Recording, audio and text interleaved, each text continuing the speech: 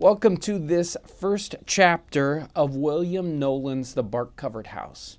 It's a wonderful memoir from the late 19th century written about William Nolan's life in the early 19th century, so 1820s, 30s, and he's talking about his life growing up in Michigan. Now, the first chapter is just getting to Michigan and the reasons why. It's a wonderful chapter, so let's get started on this. Again, this is William Nolan and chapter 1 of The Bark-Covered House. My father was born in 1793, my mother in 1802 in Putnam County, state of New York. Their names were John and Melinda Nolan. My mother's maiden name was Light.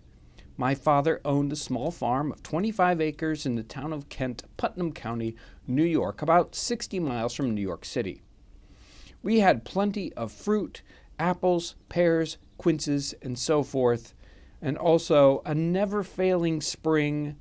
He bought another piece about a half a mile from that. It was very stony, and Father worked very hard.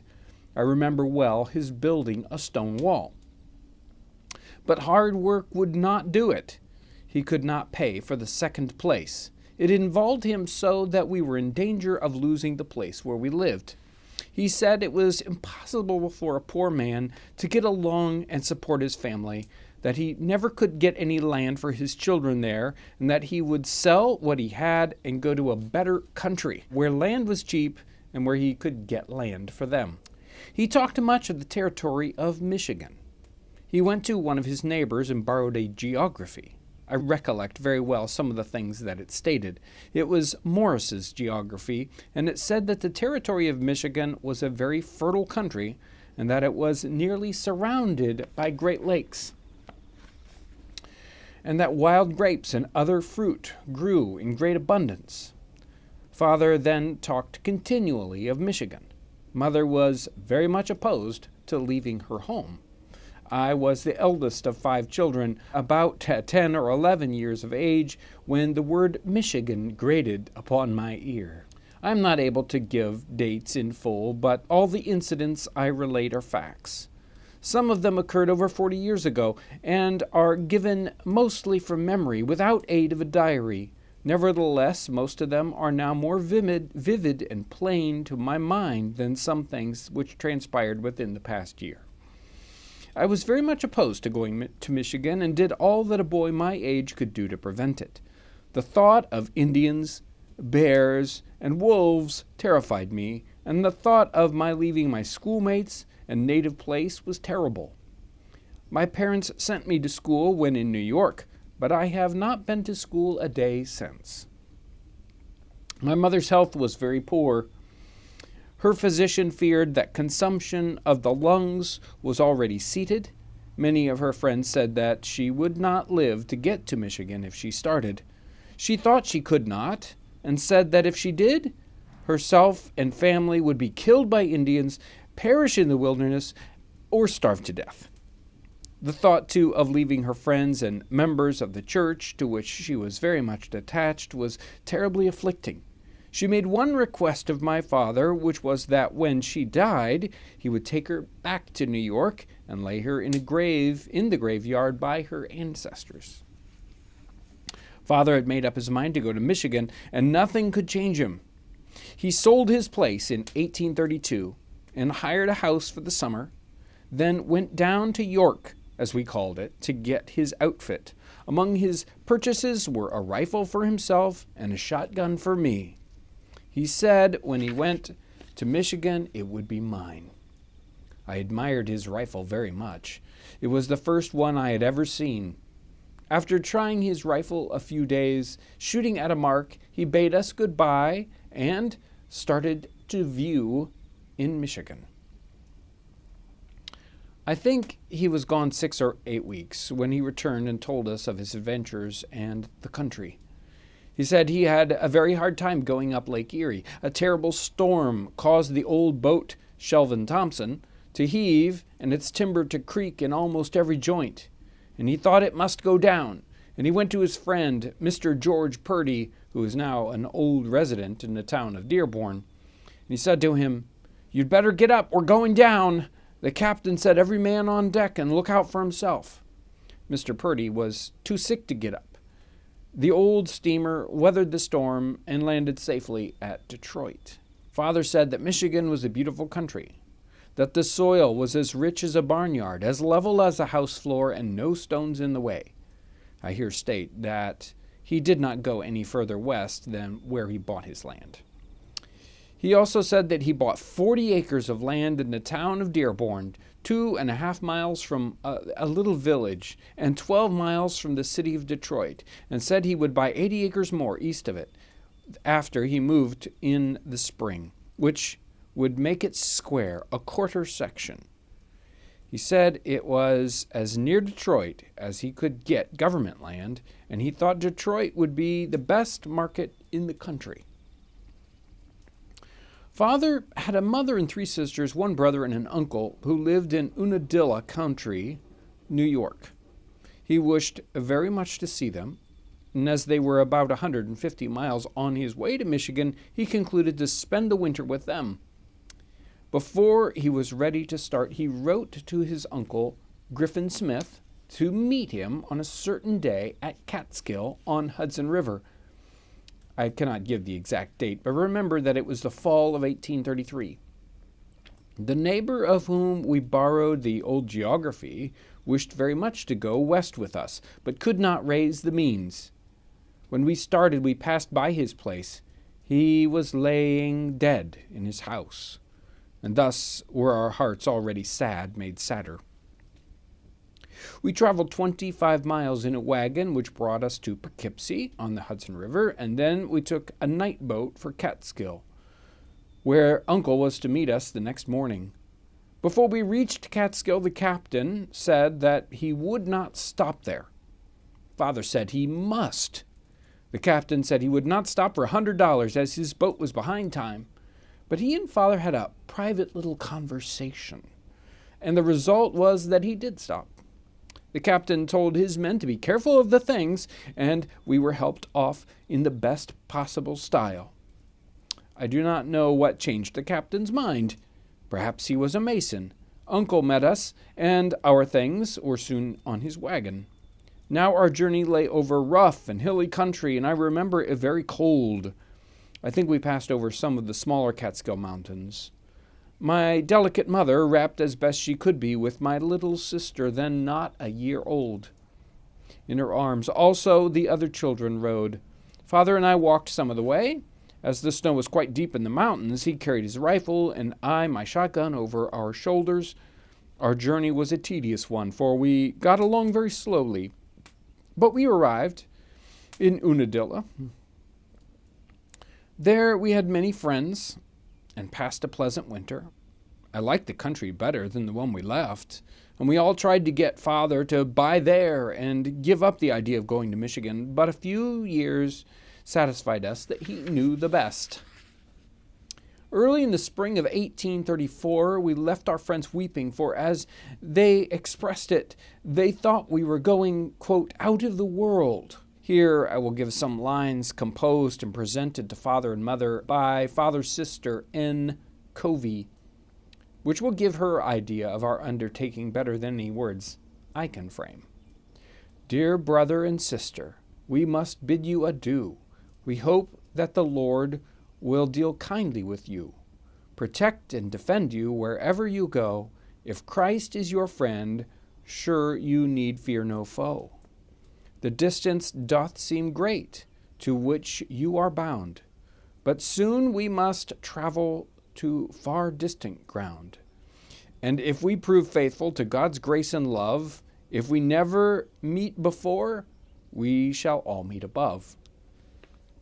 About 20 years later, this aunt, her husband, and 9 children, they left 1 son, son-in-law, daughters-in-law, and great and grandchildren visited us. Uncle had sold his nice farm in Unadilla and had come to settle his very intelligent family in Michigan.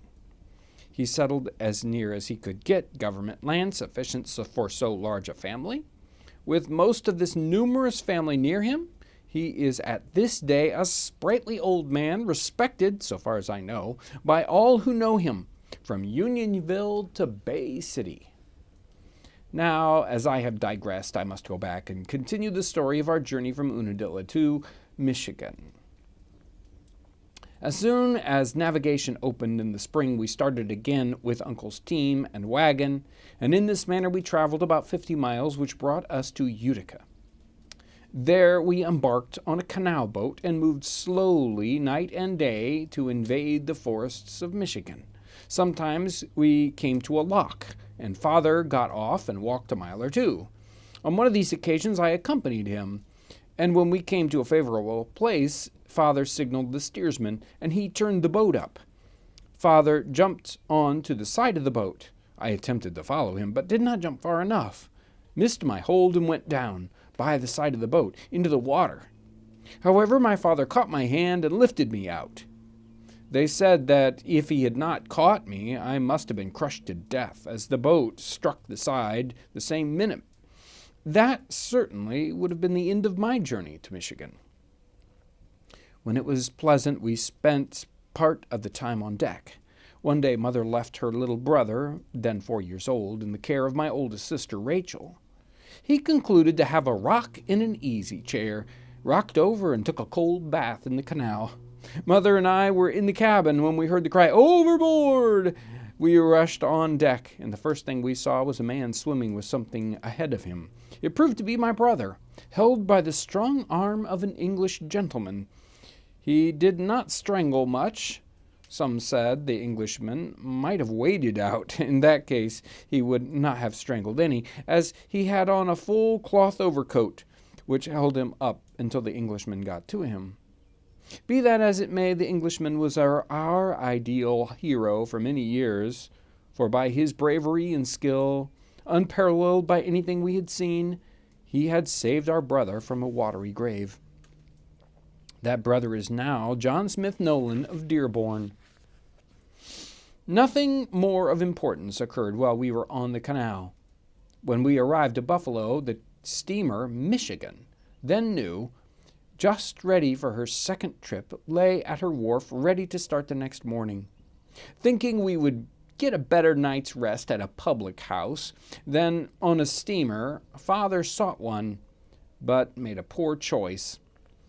Father had $400 or $500, which were mostly silver. He thought it would be more secure and unsuspected in Mother's willow basket, which would be thought to only contain wearing apparel for the child. We just got nicely installed, and Father had gone to make preparations for our embarkation on the Michigan, when the lady of the house came by, and, as if to move it a little, lifted Mother's basket. Then she said, "Oh, you must have plenty of money. Your basket is very heavy." Then Father came, and Mother told him the liberty the lady had taken. He did not like it much, and I am sure I felt anything but easy. But Father called for a sleeping room with 3 beds, and we were shown up 3 flights of stairs to a dark, dismal room with no windows but one door. Mother saw us children in bed, put the basket of silver between my little brother and me, and then went down. The time seemed long, but finally Father and Mother came up. I felt much safer then. Late in the evening, a man with a candle in one hand came into the room, looked at each bed sufficiently to see who was in it. When he came to Father's bed, which proved to be the last, as he went around, Father asked him what he wanted there. He said he was looking for an umbrella. Father said he would give him an umbrella, caught him by the sleeve of his coat, but he proved to be stronger than his coat, for he fled, leaving one sleeve of a nice broadcloth coat in Father's hand. Father then put his knife over the door latch, and I began to breathe more freely, but there was no sleep for Mother or Father, and but little for me that night. Everything had been quiet about 2 hours when we heard steps, as of 2 or 3, coming very quietly in their stocking feet. Father rose, armed himself with a heavy chair, and waited to receive them. Mother heard the door latch, and fearing that father would kill or be killed, spoke, as if not wishing them to hear, and said, "John, have the pistols ready." It will be remembered that we had pistols in place of revolvers those days. "And the moment they open the door, shoot them." This stratagem worked. They retired as soon as still as possible. In about 2 or 3 hours more, they came again. Although father told mother to keep still, she said again, "Be ready now. Blow them down the moment they burst open the door." After they went again, it came once more just before daylight, stiller, if possible, than ever. Father was at his station, chair in hand, but mother was determined all should live, if possible, so she said, "They're come again. Shoot the first one that enters." They found that we were awake and no doubt thought that they would meet with a little warmer reception than they wished. Father really had no weapons with him except the chair and the knife. I said the room had no window. Consequently, it was as dark at daylight as at midnight. The only way we could tell when it was daylight was by the noise on the street. When father went down in the morning, he inquired for the landlord. The landlord and the man with one sleeve were not to be found. Father complained to the landlady of being disturbed and showed her the coat sleeve. She said it must be an old man who usually slept in that room, looking for a bed. We went immediately into our boat. As father was poor and wished to economize, he took steerage passage. As we had warm clothes and plenty of bedding, he thought that this the best he could afford. Our headquarters were on the lower deck, and in a short time steam was up and we bade farewell to Buffalo, where we had spent a sleepless night. And with about 600 passengers, we started on our course. The elements seemed to be against us. A fearful storm arose. The captain thought it would be dangerous to proceed, and so put in below a little island opposite Cleveland, and tied up to a pier which ran out from the island. Here we lay 3 weary days and nights, the storm continually raging. Finally, the captain thought he must start out. He kept the boat as near shore as he could with safety, and we moved slowly until we neared the head of the lake. Then the storm raged, and the wind blew with increasing fury. It seemed as if the prince of the power of the air had let loose the wind upon us, and the very air seemed freighted with woe. The sky above and the waters below were greatly agitated. It was a dark afternoon. The clouds looked black and angry and flew across the horizon, apparently in strife to get away from the dreadful calamity that seemed to be coming upon Lake Erie. We were violently tempest-tossed. Many of the passengers despaired of getting through. Their lamentations were piteous, and all had gloomy forebodings of impending ruin. The dark, blue, cold waves, pressed hard by the wind, rolled and tumbled our vessel frightfully, seeming to make our fears their sport. What a dismal, heart-rending scene! After all our efforts to try to reach Michigan, now I expected to be lost. Oh, how vain the expectations of reaching our new place in the woods! I thought we should never see it. It looked to me as though Lake Erie would terminate our voyage. It seemed as if we were being weighed in a great balance, and that, wavering and swaying up and down, balanced about equal between hope and fear, life and death.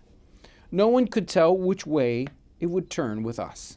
I made up my mind and promised if I ever reached terra firma never to set foot on that lake again.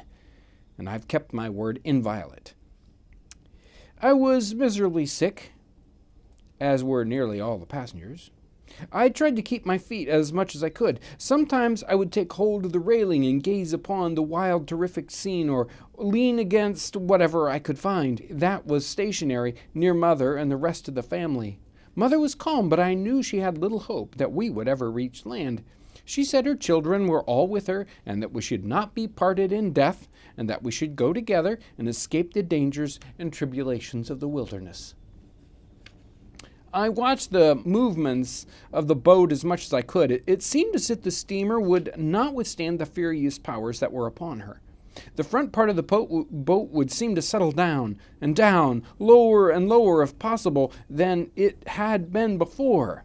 It looked to me as though we were going to plunge head foremost, alive, boat and all, into the deep.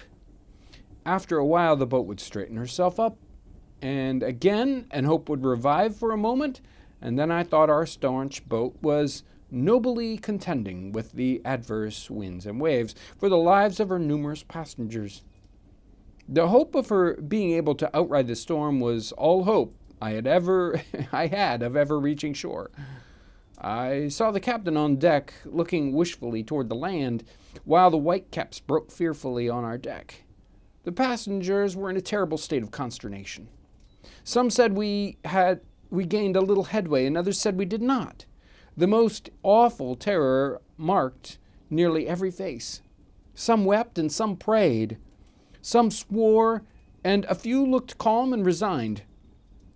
I tried to read my fate in other faces when an English lady who came on the canal boat with us, who had remained in the cabin up till this time, rushed on deck, wringing her hands, crying at the top of her voice, "We shall be lost! We shall be lost! Oh, I've crossed the Atlantic 3 times, and it never commenced with this. We shall be lost."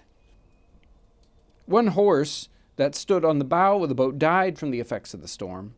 Our clothes and bedding were all drenched, and to make our condition still more perilous, the boat was discovered to be on fire. This was kept as quiet as possible. I did not know that it was burning until after it was extinguished, but I saw Father with others carrying buckets of water. He said the boat had been on fire and that they had put it out.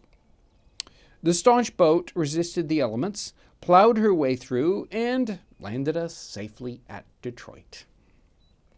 Some years after our landing at Detroit, I saw the steamboat Michigan, and though thought of the perilous time we had coming up Lake Erie, she was then an old boat and laid up, and I thought of the many thousand hardy pioneers she had brought across the turbulent lake and landed safely on the shore of the territory whose name she bore.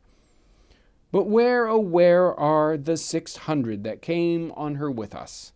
Most of them have bid adieu to the earth and all its storms, and the rest of them are now old and no doubt scattered throughout the United States. But time or distance cannot erase their memory or mine of the storm we shared together on Lake Erie. That's the end of Chapter 1 of The Bark-Covered House.